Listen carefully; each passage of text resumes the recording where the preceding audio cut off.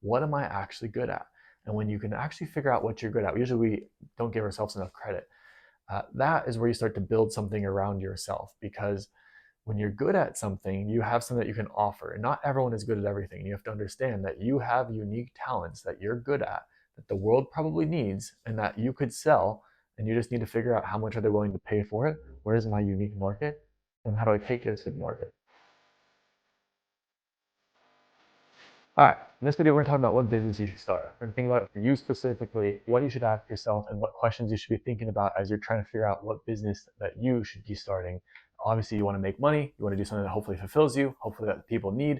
So we're going to talk through what it is that you should be thinking through and the framework to think through in order to go start a business and figure out which business is for you. It's probably one of the most often asked questions that I get. If you guys don't know me, my name is Trenton Hughes. I'm an investor with a company called Unfounded Ventures. Former co-founder of a couple different businesses that reach multi-millions in sales. I've been a CEO, a CXO, and now I'm basically just trying to help other entrepreneurs with their journeys. Maybe one day you'll become investable, and maybe I'll look at investing in you. But ultimately, I'm just trying to help. I've been through a lot in my entrepreneurial journey. It's been difficult. We've made a lot of money, but we've also gone through a lot of trials and tribulations along the way. And so, trying to help people. Entrepreneurship is a hard thing. So here we are. So today we're going to talk about what business ideas and frameworks you should work with to figure out what you're going to do as your entrepreneurial journey. So first off, what you need to look at, and oftentimes people look at it from one frame. Truthfully, I talk to all kinds of entrepreneurs that are entrepreneurs and people that are thinking about it, and they're just like, how do I go make money? They want to be an entrepreneur to make money. And what you need to understand first off is that most entrepreneurs, especially in the first 2 to 3 years, are going to make less money than they made in an employee status working for a company.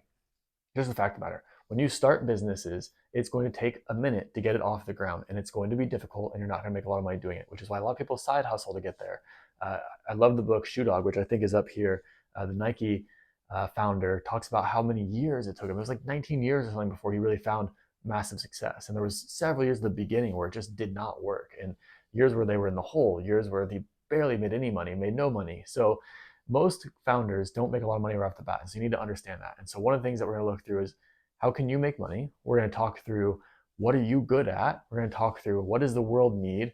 And we're going to talk through how can you be unique in this, and where is there competition versus where is there not? How do you go and sell? And so what you first need to ask is, what's my goal? If I'm trying to make money, how much money do I want to make? Is it 10,000 a month? Is it 20,000 a month? Do I want to make $1 million? Do I want to make $2 million? And what's realistic there? Because if your goal is just to get to 10,000 or 20,000, those are going to be much more realistic goals than to get to millions of dollars. Now, if you're trying to get to millions, what you need to understand is that's going to take years and years and years of building your company into a place where it's an actual company, or you're going to go sell it. And so first off, we have to talk through what's the number that you want to hit. And if it's a $10,000, $5,000, or $20,000 a month, these numbers are probably going to be more attainable, but you have to understand they're not quick. You don't get there quick. You get there by building a company. And so that's the framework number one we're going to think through is, okay, how big of a company do we want to do it? And I'm going to come back to that in a second. Number two, we're going to think through is, what are you good at? So many people just think, I want to make money, and so I want to go where opportunities are. And I get pitched all these people that want to do apps or things like that, or products, but they have no idea how to make an app. They're not a coder. Well, that doesn't make any sense for them to make an app if they're not a coder or they don't understand that world at all. You need to stick to what you know and what you're good at. Number three is, what does the world need? And one of the best things you can do to ask this is just ask yourself, what do I wish that I had in my life? What do I wish that was better? And sometimes this is in your local community. Maybe it's I don't want to talk about restaurants because they're not the best, but maybe it's a restaurant you wish that you had, or maybe it's a better approach to gardening, or maybe it's some sort of product or service that you wish you had. Maybe you wish you could write a book and you want to, maybe that's your thing, is you're going to help people write books. So we got to start thinking through, what problems do I have that can be solved? What problems do people close to me have that can be solved that are personal to me? So where is there a market? And then we're going to think through, where is there a ton of competition and where is there a small amount of competition? Because if there's a bunch of competition out there, let's say that you want to be a content writer. There's a million people doing content writing. So how are you going to be different? And versus where are there less amounts of competition? And sometimes this means that we just need to niche down, which might just mean, all right, we're going to be content writers, but only for plastic surgeons, or only for this type of person where there's not as much competition happening. And so we're going to think through all these lenses. So first off, on the money question, what you need to really actually ask yourself is, how much money can I make by offering a service or product. Now, one of my favorite ideas would be kind of a clothing idea. I won't get into it too much. But when I start to actually run the numbers on it, I would need to sell thousands of pieces of clothing a month to make it really profitable and make a lot of money in order to make millions of dollars. To get to thousands of pieces of clothing a month is thousands of sales, and sales are really hard to do. And so that's not a business that I want to do because I need to have a ton of time put into it or a lot of money to advertise. And as I start to run the numbers just don't make sense. When you're selling stuff for like 20, 30, $40, you have to sell a lot of stuff to get there. And so one of the questions you want to ask yourself is, will sales be easy? How much is the average sale going to be? Is it how many sales a month do I need in order to hit my goals? And how long is it going to take to get there? Now, realistically, to get to $10,000 in a month, maybe you start with $1,000 month one, month two, hopefully you have recurring customers, and then you have $2,000, month three, $3,000, month four, $4,000. So your goal is only to hit $1,000 in extra sales a month, and hopefully you keep a recurring basis. The best thing to do also is recurring customers. And so like gardening routes, pool routes, these types of things are great.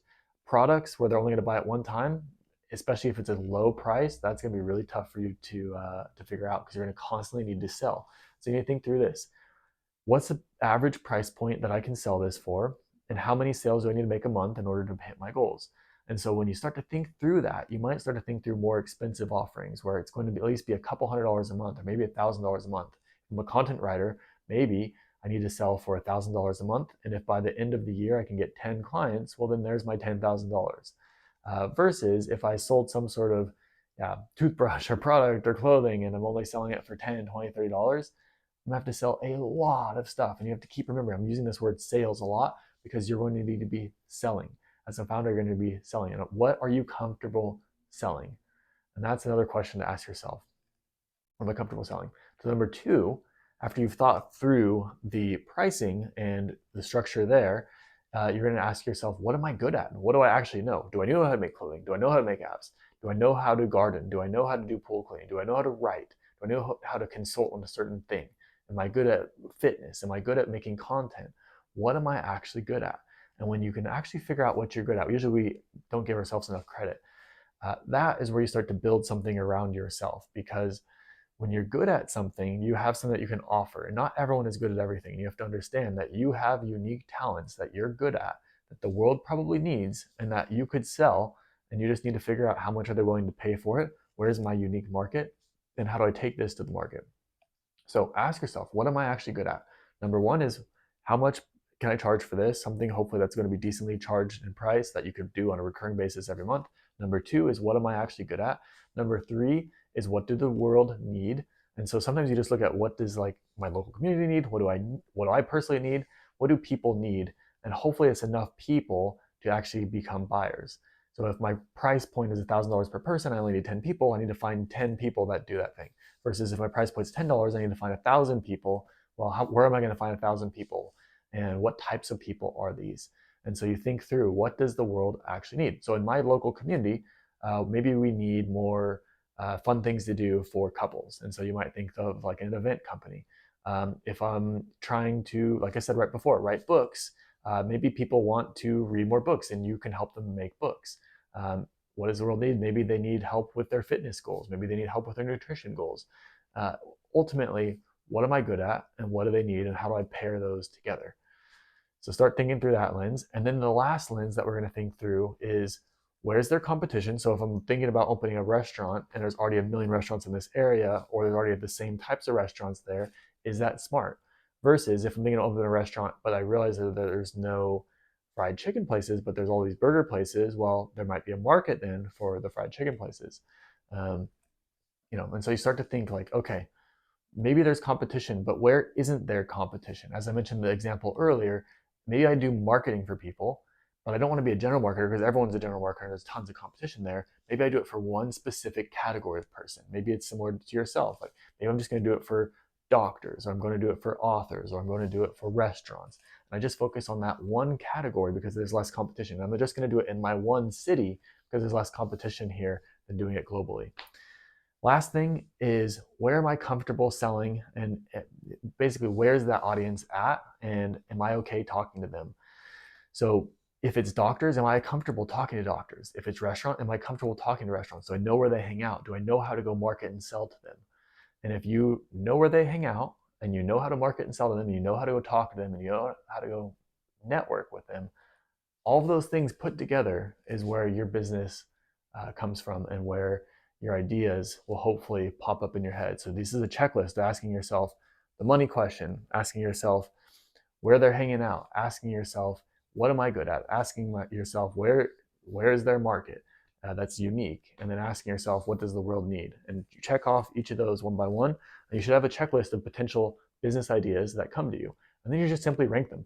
Which ones sound the most interesting? Which ones have the most profit potential? Which ones are easiest to grow? Which ones are going to be the best and most fun to do? Easy. Once you start to actually put this stuff down on paper and make your own checklists.